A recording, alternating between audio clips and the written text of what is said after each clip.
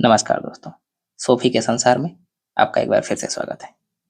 अब तक हमने प्रारंभिक प्राकृतिक दार्शनिकों के साथ-साथ सुकरात, प्लेटो और अरस्तू का परिचय प्राप्त कर लिया है। अगर आपने वो वीडियोज नहीं देखे हैं, तो मेरे चैनल पर प्लेलिस्ट है, आप वहां जाकर देख सकते हैं। जहां प्राकृतिक दार्शनिकों की रुचि यह जानने में थी कि प्रकृति और इसमें जीवों का विकास किस तरीके से हुआ है, वहीं बाद के दार्शनिकों के लिए महत्वपूर्ण प्रश्न यह था कि मनुष्य को अपना जीवन कैसे जीना चाहिए और मानव के लिए क्या महत्वपूर्ण है। अब अरस्तू से आगे बढ़ते हुए आज हम जिन दर्शनों का परिचय प्राप्त करने वाले हैं, वे हैं सिनिसिज्म या सिनिकवाद, स्टोइसिज्म या स्टोइकवाद, एपिक्यूरियनवाद या एपिक्यूरियनिज्म, नव प्लेटोवाद या नियो प्लेटोनिज्म और रहस्यवाद या मिस्टिसिज्म। इसमें रहस्यवाद सबसे रोचक है क्योंकि रहस्यवाद पूर्वी दर्शन, विशेषकर भारतीय दर्शन परंपरा में सर्वाधिक विकसित हुआ है। इसके अतिरिक्त एपिक्यूरियनवाद भारत के चार्वाक दर्शन के बहुत नजदीक है। मैं अक्सर आश्चर्य से सोचता हूँ कि कैसे दुनिया के दो छोरों पर रहने वाले ये दार्शनिक एक समय में एक ही तरीके की बात सोच रहे थे, और यह भी तब जब संपर्क और यातायात के साधन इतने सहज नहीं थे। आप इस विषय में क्या सोचते हैं? अपने विचार कमेंट बॉक्स में बता सकते हैं, और यदि चैनल अभी तक सब्सक्राइब नहीं किया है तो चैनल सब्सक्राइब कर लीजिए, क्योंकि मैं इसी तरीके के वीडियोज और बुक समरीज लाता रहता हूँ। आइए शुरू करते हैं। सिनिसिज्म या सिनिकवाद। तो कहानी कुछ ऐसे शुरू होती है। एक दिन सुकरात बाजार में घूम रहा था और बाजार में लगी दुकानों और उनमें रखे सामानों को टकटकी लगाकर बड़े ध्यान से देख रहा था। और पूरा बाजार घूम लेने के बाद सुकरात ने प्रसन्नता से कहा, आहा, कितनी सारी चीजें हैं जिसकी मुझे कोई जरूरत नहीं। यह कथन सिनिक स्कूल ऑफ फिलॉसफी का मूल उद्देश्य है। सिनिक स्कूल ऑफ फिलॉसफी की नींव एंटीस्थेनीज ने डाली थी। एंटीस्थेनीज सुकरात का शिष्य था और वह मितव्ययता में रुचि रखता था, अर्थात कम से कम संसाधनों में अपना काम चलाना। सिनिसिज्म मानता है कि सुखी जीवन के लिए भौतिक वस्तुओं और समाज द्वारा थोपे गए नियमों को मानने की आवश्यकता नहीं है। मनुष्य को स्वाभाविक रूप से प्राकृतिक जीवन जीना चाहिए। सामाजिक संस्थाएं जैसे विवाह, शक्ति, धन आदि मनुष्य की स्वतंत्रता में बाधा है। सिनिसिज्म का मानना था कि लोगों को समाज की बहुत चिंता नहीं करनी चाहिए तथा उसे अपने स्वास्थ्य की भी बहुत चिंता नहीं करनी चाहिए। यहाँ तक कि स्वयं के कष्ट और मृत्यु से भी उन्हें परेशान नहीं होना चाहिए, और न ही दूसरों को कष्ट में देखकर स्वयं को दुखी करना चाहिए, क्योंकि इस बारे में वे कुछ भी नहीं कर सकते। एंटीस्थेनीज के बाद सिनिसिज्म का दूसरा बड़ा दार्शनिक डायोजनीज है। डायोजनीज के विषय में माना जाता है कि वह समाज से अलग एक बैरल में रहता था।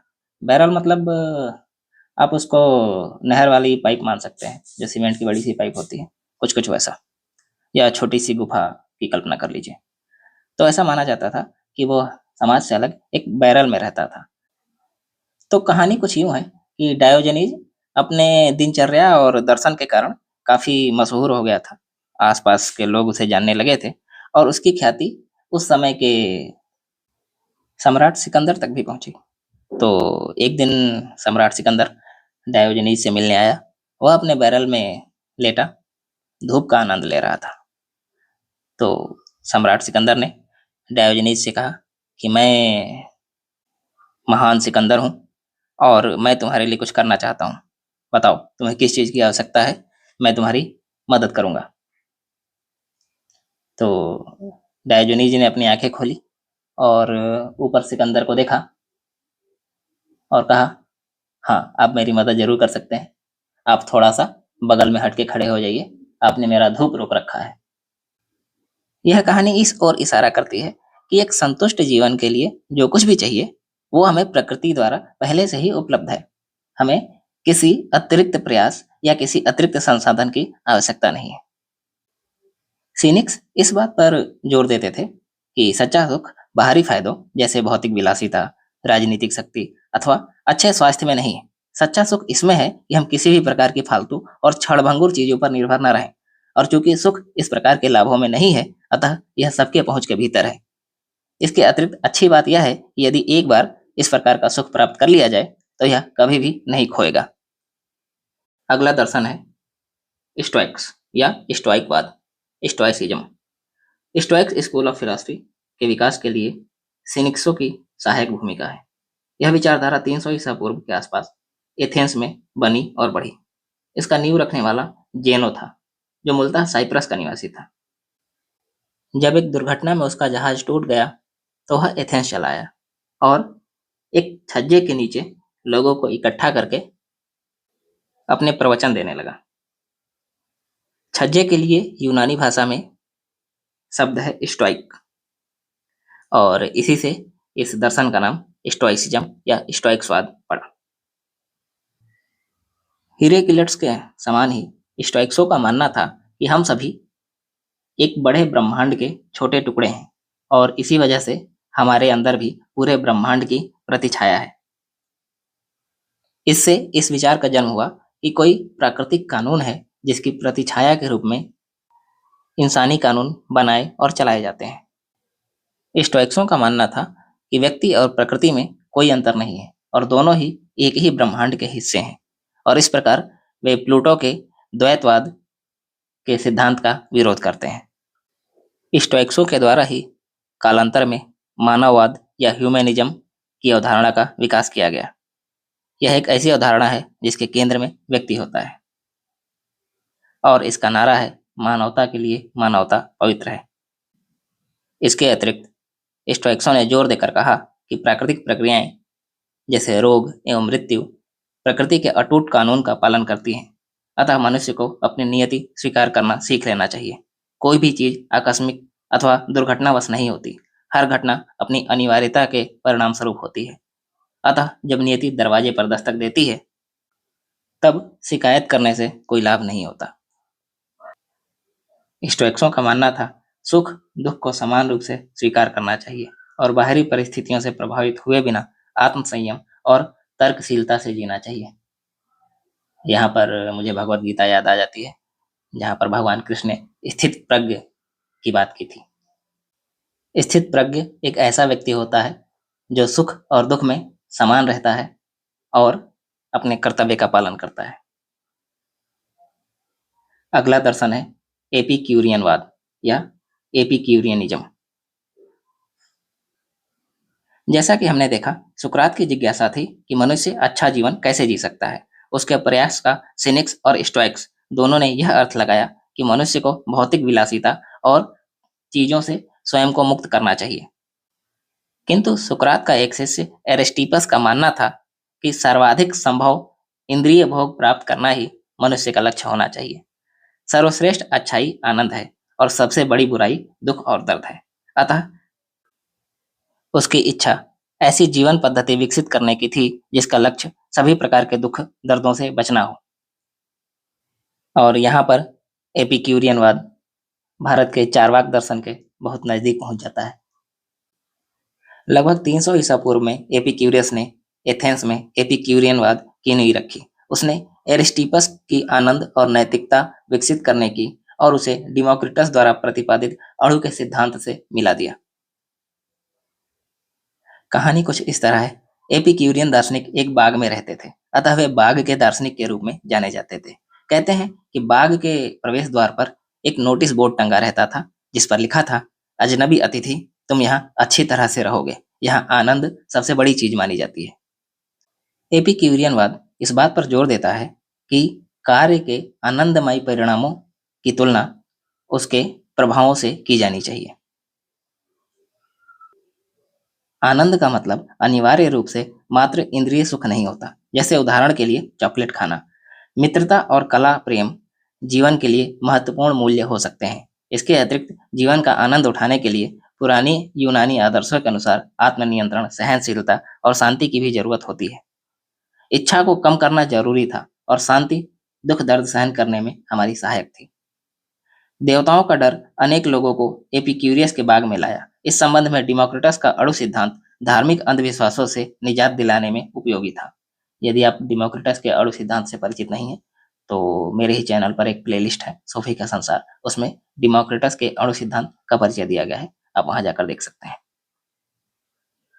अच्छा जीवन जीने के लिए मृत्यु के भय पर विजय पाना कम महत्व का नहीं है। इस लक्ष्य को ध्यान में रखकर एपिक्यूरियस ने डिमोक्रिटस के अणु सिद्धांत का प्रयोग किया। शायद तुम्हें याद होगा कि डिमोक्रिटस विश्वास करता था कि मृत्यु के उपरांत कोई जीवन नहीं है, क्योंकि जब हम मर जाते हैं तो आत्म अणु अनेक दिशाओं में इधर उधर चले जाते हैं। एपिक्यूरियस बड़ी सरलता से कहता था, मृत्यु से हमारा कोई लेना देना नहीं, क्योंकि जब तक हम जीवित हैं मृत्यु यहाँ नहीं आ सकती, और जब हम मर जाते हैं तो हम ही यहाँ नहीं हैं। अर्थात जो भी सुख दुख या दर्द है हमारे जीवित होते ही है, मरने के बाद कोई भी परेशान होते नहीं देखा गया। आजकल एपिक्यूरियनवाद शब्द का नकारात्मक प्रयोग ऐसे आदमी का वर्णन करने के लिए किया जाता है जो केवल आनंद और मौज मस्ती के लिए जीता है, जबकि एपिक्यूरियसवाद का मानना था कि क्षणिक सुख के बजाय दीर्घकालीन सुख का चयन किया जाना चाहिए। अगला दर्शन है नव प्लेटोवाद अथवा नव अफलातूनवाद। यदि आपने प्लेटो के दर्शन का वीडियो नहीं देखा है तो आप पहले उसे देख लें, तो ये अधिक समझ में आएगा। हम शुरू करते हैं।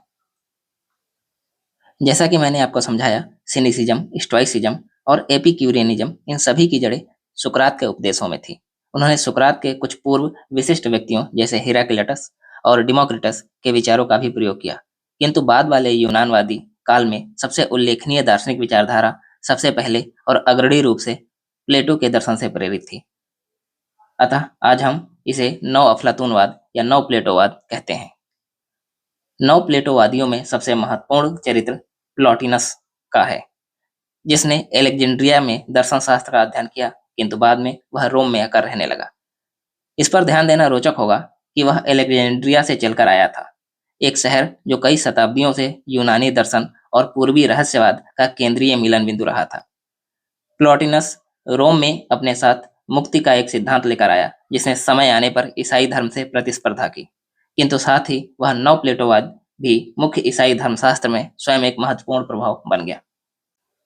सोफी, अफलातून के विचार के सिद्धांत को याद करो और उस तरीके को याद करो जिससे उसने विचार जगत और इंद्रिय जगत के बीच भेद किया था। इसका अर्थ था शरीर और आत्मा के बीच एक स्पष्ट विभाजन की स्थापना। मनुष्य इस प्रकार दोहरा प्राणी बन गया। हमारा शरीर तो इंद्रिय जगत में अन्य सभी चीजों की भांति मिट्टी और धूल का बना था, किंतु इसके साथ ही हमारे पास एक अमर आत्मा भी थी। प्लेटो से बहुत पहले भी बहुत से यूनानी इसमें व्यापक रूप से विश्वास करते थे। प्लॉटिनस भी एशिया में प्रचलित इसी प्रकार के विचारों से परिचित था। एशिया और विशेषकर भारतीय दर्शन में आत्मा परमात्मा की बात बहुत होती है। प्लॉटिनस का विश्वास था कि दुनिया दो ध्रुवों के बीच एक फैलाव है, जिसके एक सिरे पर दिव्य प्रकाश, जिसे वो द वन कहता है, इसे हम ईश्वर भी कह सकते हैं, का अस्तित्व है, तथा दूसरे सिरे पर संपूर्ण अंधेरा है, जहां तक कोई भी प्रकाश नहीं पहुंचता। किंतु प्लॉटिनस का मुख्य बिंदु यह है कि इस अंधेरे का कोई अस्तित्व नहीं है, यह केवल प्रकाश की अनुपस्थिति है। दूसरे शब्दों में यह है ही नहीं। आप इसे इस प्रकार समझ सकते हैं कि ईश्वर इस दो ध्रुव के एक ध्रुव पर स्थित है, जहां से उसका प्रकाश सारी दुनिया को प्रकाशित करता है, और जैसे जैसे ध्रुव से दूरी बढ़ती जाती है प्रकाश मध्यम होता जाता है, और यह दूसरे ध्रुव तक पहुंचते पहुंचते बिल्कुल समाप्त हो जाता है और दूसरा ध्रुव अंधेरे में डूबा रहता है। यानी यहाँ तक ईश्वर का प्रकाश या द वन का प्रकाश नहीं पहुंच पाता। नव प्लेटोवादी दर्शन इस बात पर विश्वास करता है कि अस्तित्ववान सभी चीजों में उस एक ईश्वर या द वन का अंश है, परंतु मनुष्य की आत्मा ईश्वर के सबसे करीब है। और नव प्लेटोवाद यह भी मानता है कि किसी विशेष क्षणों में आत्मा ईश्वर से एकाकार भी हो जाती है, और हम यह महसूस करते हैं कि हम स्वयं वह दिव्य प्रकाश हो गए हैं। प्लॉटिनस का रूपक प्लेटो के गुफा वाले मिथक जैसा ही है। हम गुफा के मुंह या दरवाजे के जितना निकट जाते हैं उतना ही हम अस्तित्व के स्रोत के निकट पहुंच जाते हैं, किंतु प्लेटो के स्पष्ट दो परत वाले यथार्थ की तुलना में प्लॉटिनस के सिद्धांत में पूर्णता के अनुभव के लक्षण भी हैं। हर एक चीज द वन या ईश्वर ही है। ऐसा माना जाता है कि अपने जीवन के कुछ अद्वितीय क्षणों में प्लॉटिनस ने भी अपनी आत्मा को ईश्वर में समाहित हो जाने का अनुभव किया। हम इसे सामान्यतः रहस्यवादी अनुभव कहते हैं। ऐसे अनुभव करने वाला अकेले प्लॉटिनस ही नहीं था। सभी सभ्यताओं में, सभी समयों में लोगों ने ऐसे अनुभव बतलाए हैं। विशेषकर भारतीय उपमहाद्वीप में ऐसे रहस्यवादी अनुभव सामान्य बात है। अगला और आज का अंतिम दर्शन है रहस्यवाद या मिस्टिसिज्म। रहस्यात्मक अनुभव ईश्वर में या परमात्मा में समाहित हो जाने का अनुभव है। कई धर्म ईश्वर और सृष्टि के बीच बनी खाई पर जोर देते हैं, किंतु रहस्यवादी इस प्रकार की किसी अंतर को नहीं मानते। ईश्वर के साथ एक हो जाने अथवा उसमें समा जाने का अनुभव ही रहस्यवाद है। ध्यान देने योग्य बात है कि हम प्रायः मैं कहते हैं, वह सच्ची मैं नहीं है। हम छोटी-मोटी झलकियों में कभी-कभी एक बड़ी मैं से तादात्म्य अनुभव कर सकते हैं। कुछ रहस्यवादी इसे ईश्वर कहते हैं, कुछ अन्य इसे परमात्मा भी कहते हैं और अनेक इसे प्रकृति या ब्रह्मांड कहते हैं। जब यह मिलन होता है, तो रहस्यवादी अनुभव करता है कि वह स्वयं को खोता जा रहा है, वह भगवान में अंतर्ध्यान होता जा रहा है या ईश्वर में उसी प्रकार खो जाता है, जिस प्रकार पानी की बूंद समुद्र में मिलकर खो जाती है। और यहाँ हम लोग कबीर साहब को याद करेंगे कि जब मैं था तब हरि नहीं, अब हरि है मैं नाही। ईसाई रहस्यवादी एंजेल्स साइलस भी इसको इस ढंग से रखता है कि हर बूंद उस समय समुद्र बन जाती है जब वह समुद्र की ओर बहने लगती है। उसी प्रकार अंत में आत्मा ऊपर उठकर स्वयं ईश्वर बन जाती है। रहस्यवाद स्वयं को मिटाने का दर्शन है। स्वयं को मिटाकर उस परमात्मा या ईश्वर में मिला लेने का दर्शन। किंतु यह अनुभव अपने आप नहीं होता। ईश्वर से मिलने के लिए प्रत्येक रहस्यवादी को परिशुद्धता एवं प्रबोधन का मार्ग अपनाना होता है। इस मार्ग पर चलने के लिए जीवन को सरल बनाना होता है और विभिन्न प्रकार के ध्यान साधना की विधियों का पालन करना होता है।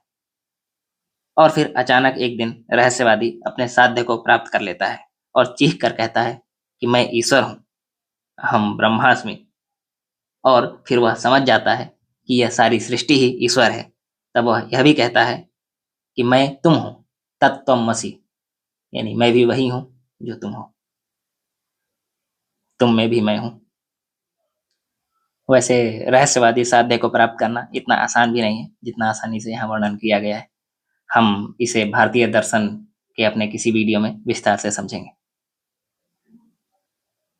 रहस्यवादी रुझान सभी महान विश्व धर्मों में पाया जाता है। रहस्यवादियों द्वारा किए गए रहस्यवादी अनुभवों के वर्णन में उल्लेखनीय समानता पाई जाती है, भले ही रहस्यवादी किसी भी सांस्कृतिक पृष्ठभूमि के हों।